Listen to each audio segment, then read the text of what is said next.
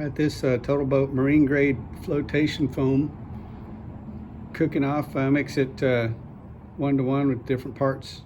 It's a little cool today here in Florida. It's like down around 55, so it's going off a little slower than it would in the summertime, but we poured some down the side of this flotation block up in the bow of Alcort Sunfish Wave, and that's slowly growing. It's going to take over that little block right there, which I really didn't want it to, but I'll have to trim that block out. Those blocks are in as backers to hold down some patches that are drying right now.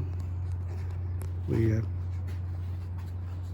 patched in, basically grafted in this side piece, and we've got it all screwed down right now, holding it in one spot while the woven roving dries up. We used some Total Boat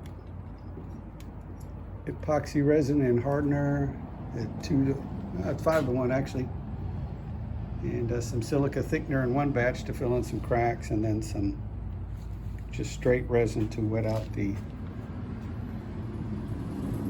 woven roving, which you kind of see a little bit of it right there. And we put a piece of an old boat fiberglass deck in there as a backer patch. The wooden patches are just sistering everything in with this piece of plywood on the bottom, pulling it all tight while it dries, and then we'll unscrew the wood there. We didn't get, maybe got a little bit of resin there, so we might have to trim it out with the oscillating tool, but for the most part those will just come right off. And then we'll trim out a piece out of that deck and graft it into this deck here. We've got to get this block set. I should have been watching it, making sure it's getting lined up correctly. Hey, look at my snow cone going off here.